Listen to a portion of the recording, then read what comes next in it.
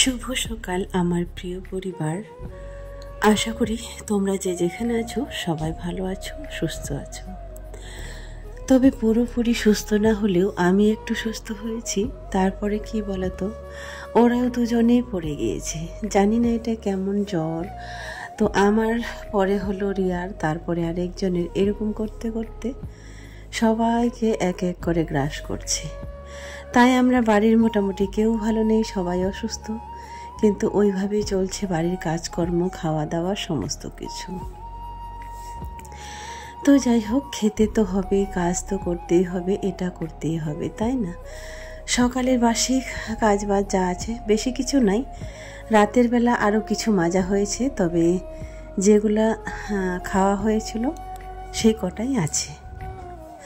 তো চলো আমি বাসনটা মেজে নিচ্ছি। রাজিয়া গেছে টিউশন, আর রিয়ার আজকে তো পড়া নেই, তো সে ঘরে আছেই। রান্না আর এখন করব না, কারণ সবারই জ্বর, কেউ খেতে ওরকম ওইভাবে চায়নি, খাওয়ার কারো ইচ্ছা নাই। তবে একটু মুড়ি মাখাবো এই সমস্ত কিছু কাজবাজ হয়ে গেলে, তারপরে দেখি যদি খায়। সকাল সকাল ঘুম থেকে উঠে রোজ হাঁটতে যেতাম, মোটামুটি এক সপ্তাহ পার হয়ে যাচ্ছে, এখন আর ছাদটাই দেখতে পাইনি। যে মানে এতটাই শরীরটা খারাপ, ইচ্ছাও করেনি আর যাইও নি।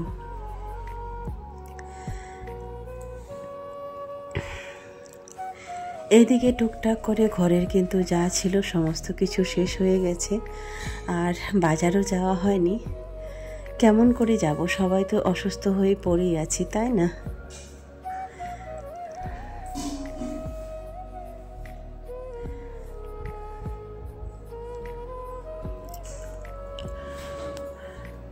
মাঝামাঝিটা রোজ রাত্রেবেলা খাওয়ার পরে রেখে দিতাম, মানে পরিষ্কার করেই রেখে দিতাম, কারণ তারা থাকতো যে সকালে উঠে আমাকে হয়তো পড়াতে যেতে হবে, কিংবা বাচ্চাগুলো পড়তে যাবে, এরকম একটা তাড়া থাকতো। আর এখন যে সবাই বাড়িতে অসুস্থ হয়ে পড়ে আছি, তো তাই মনে যদি যখন হয় যার কাজ করা তখনই হয়, আর না হলে কিন্তু ওইভাবেই থেকে যায়। তাই আর কেউ কোনো কিছুই করেনি, সবাই যে যার মতো শুয়েই ছিল। আর এখনকার জ্বরটা শুধু মাথা যন্ত্রণা, মাথাটা মনে হচ্ছে একদম মানে কি ফেটে যাবে, আর বুকে ব্যথা, কাশি, জ্বর এরকম। তারপরে ওই যে বললাম, ঘরে কিন্তু কোনো কিছুই ছিল না। তো ওই যে তোমাদেরকে বললাম যে কোনো কিছুই ছিল না বাড়িতে, কি করব, তাই বাজারে বেরিয়ে গেলাম। এখানে আলু নিয়েছি 2 কিলো, আর পেঁয়াজ হচ্ছে 20 টাকা দিয়ে 30 টাকায় 2.5 কিলো দিচ্ছিল।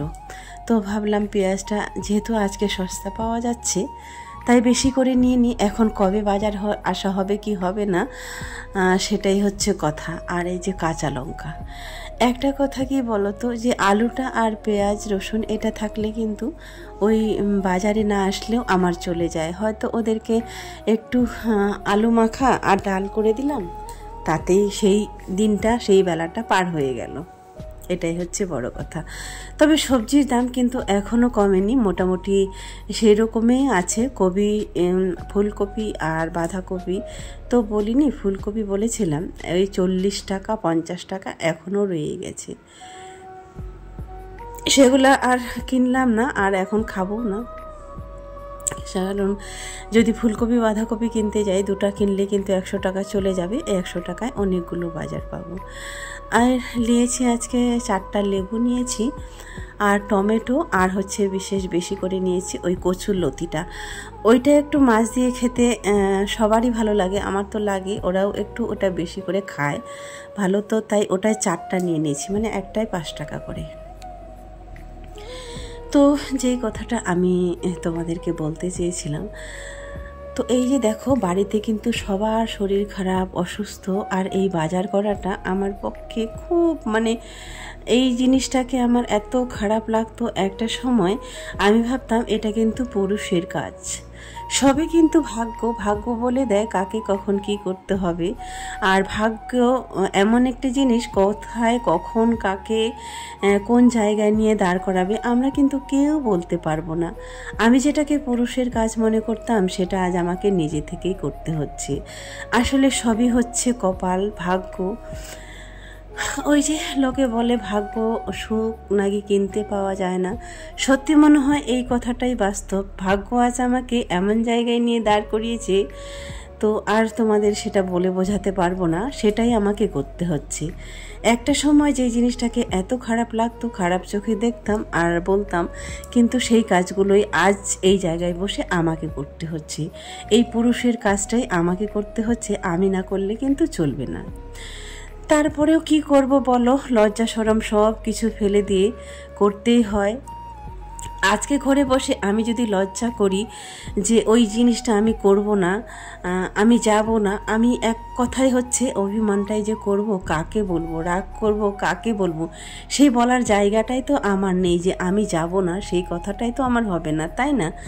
তাই ছেলের হোক বা পুরুষের হোক, আর মহিলার হোক বা যারই হোক না কেন, সেই কাজটা কিন্তু আমাকেই করতে হচ্ছে।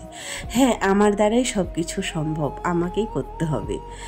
তো চলো, আর কি করা যাবে বলো, যেটা না করতে হয় সেটাও আজ আমার ভাগ্যে জুটেছে, হয়তো এটাই আমার ভাগ্যে লেখা ছিল, তাই না?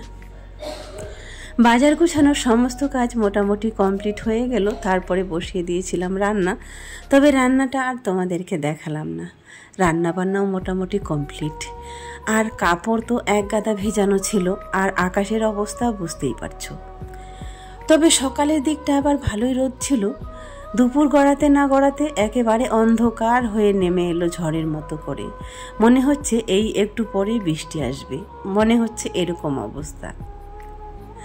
তারপরেও দিয়ে দিলাম এখানে, দেখা যাক কি হয়, পরে না হয় রাত্রেবেলা ওই ফ্যানের হাওয়াতে শুকিয়ে নিব। সকালবেলা ভাবলাম ঘুম থেকে উঠেই কাছাকাছি স্নানটা করে নিব, কিন্তু কি বলতো, ওই যে জ্বরে শরীর অসুস্থ আর সায় দিচ্ছিল না।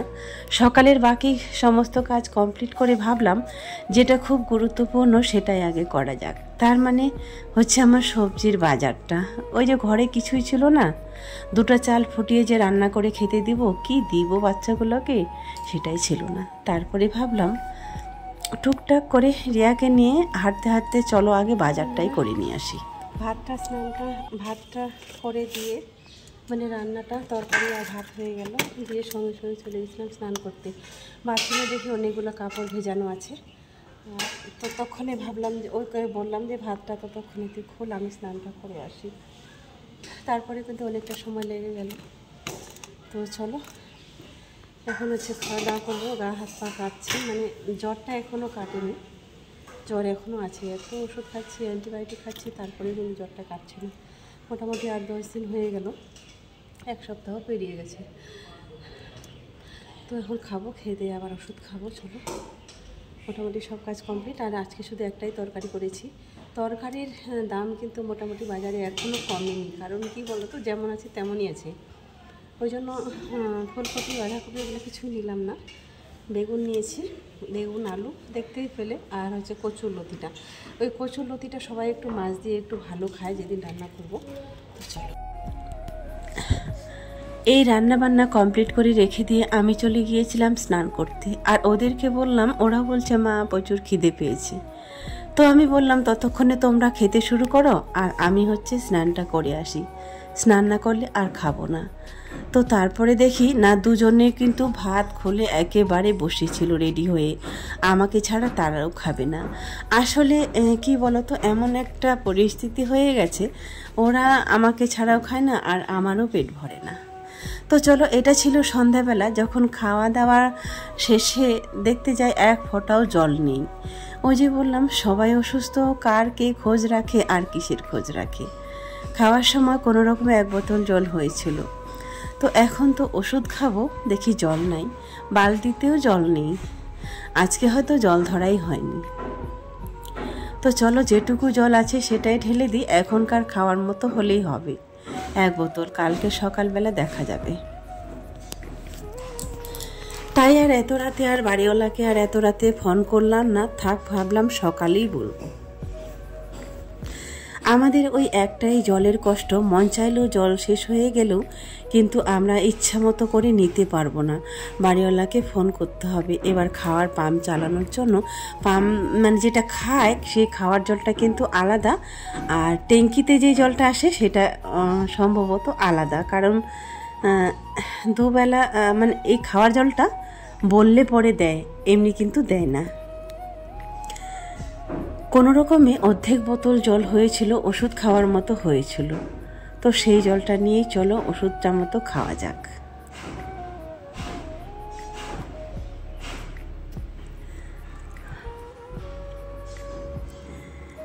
তারপর ওই যে তোমাদেরকে বলেছিলাম যে বা কাজগুলো হচ্ছে একটা পুরুষের থাকে, সেগুলোই আমাকে করতে হয়।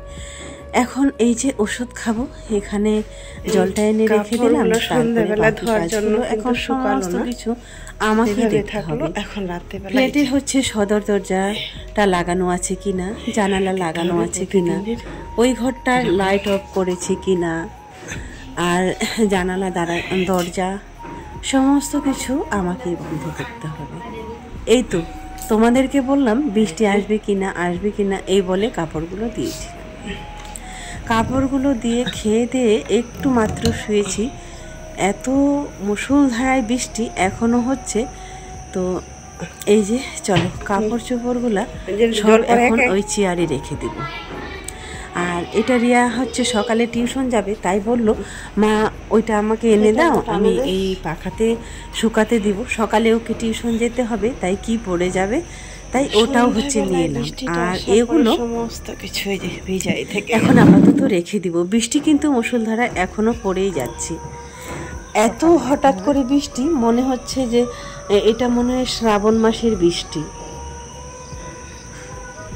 চারিদিকে কিন্তু ঘুটঘুটে অন্ধকার, তারপরে বৃষ্টি কিন্তু সমানে বয়েই চলেছে। তবে এখনকার দিনে তো একটু একটু ঠান্ডা পড়েছে, তো কী করবো বলো তো, জানালা দরজা সমস্ত কিছু লাগিয়ে দিলাম। কারণ হচ্ছে এই শহরের দিকে যখন ঠান্ডা পড়ে তখন কিন্তু মশার উৎপাতটা হয়, আর গ্রামে দেখেছি ঠান্ডার সময় কিন্তু কোথাও একটাও মশা নেই। আর এই তো আমাদের শহরে হচ্ছে এখন ঠান্ডা পড়লো তো, আর এখন মশার উৎপাতটা বেড়ে যাবে, তাই হচ্ছে জানালা দরজা সমস্ত কিছু লাগিয়ে দিলাম। চলো আর কি কাজ আছে সেটা দেখতে যাব। এই দরজাটা লাগালাম, এই ঘরের দরজা সমস্ত কিছু চেক করলাম, কোনো জলের কল খোলা আছে কি না।